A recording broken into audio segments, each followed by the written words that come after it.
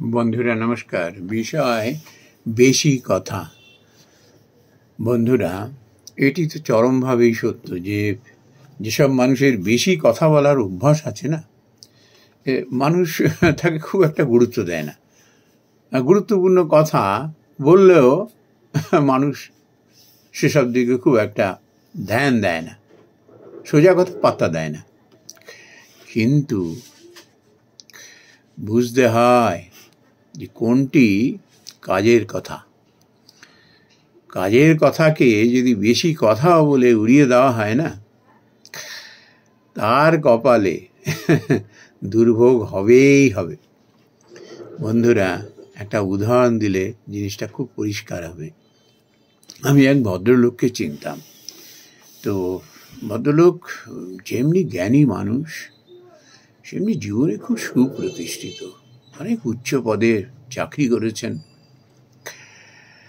আর তার থেকেও বেশি হলো, তিনি মনুষ্যত্ব লাভে না বহু মানুষের থেকে এগিয়ে ছিলেন।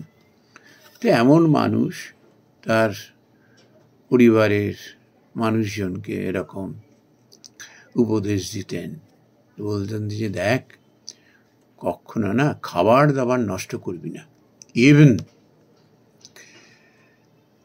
একটা ভাতের দানাও কখনো অবহেলা করে ফেলবি না।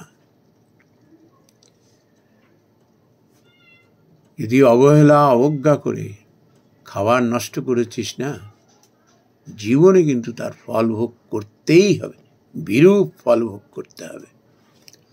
আবার এও বলতেন যে দেখ, সকাল সকাল উঠবি। সকাল সকাল উঠলে কি হয়, শরীর বহুদিন পর্যন্ত নীরব থাকে।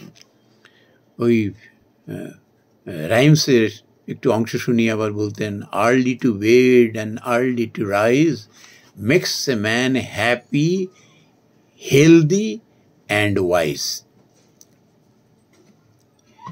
তো বলতে সকালের ওই হাওয়া ও বড় মহার্ঘ। সকালবেলা সূর্যোদয় দেখবি, শরীর চর্চা করবি, দেখবি খুব ভালো লাগবে। তোর মন কনসেন্ট্রেট করা শিখবি, বহু চিন্তা আর্লি মর্নিংয়ে আসবে, ভালো ভালো চিন্তা দেখবি, মন শান্ত থাকে। তো আবার এও বলতেন যে দেখ, বাড়িতেও বাড়ির দরজায় যদি কেউ আসে না, কেননা ভগবান যে কখন কার দুয়ারে কি বেশে আসে কেউ বলতে পারে না। কখনো যেন তাকে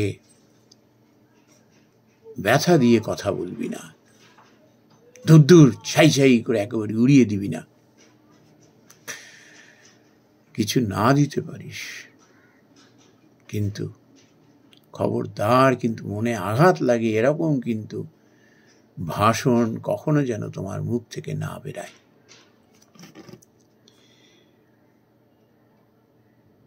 তো তিনি বেশি কথার মানুষে দুষ্ট হয়ে গিয়েছিলেন তাদের কাছে।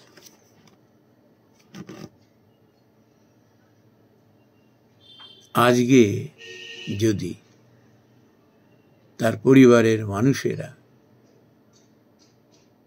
এইভাবে বেশি কথা বলে তাকে উড়িয়ে না দিতেন, তাহলে এরকম দশা হতো না। আজকে সেই পরিবারটার উপরে যে কি দৈন্য দশা নেমে এসেছে।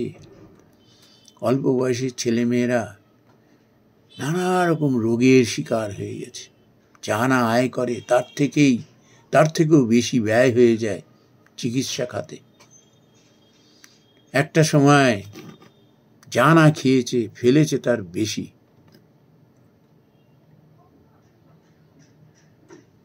বিধাতা এটি সয়নি, তার খেসারত দিতে হয়েছে। অভাব অনটন লেগেই আছে। অত সুন্দর বাড়ি, যেখানে মানুষ গম গম করতো সব সময়, সেই বাড়ির চেহারায় নেমে এসেছে দৈন্য দশা। এখানে গাছ গজিয়ে আছে, ওখানে গাছ গজিয়ে আছে, ওখানে আগাছা, কতদিন যে রং হয় না, কি করে করবে?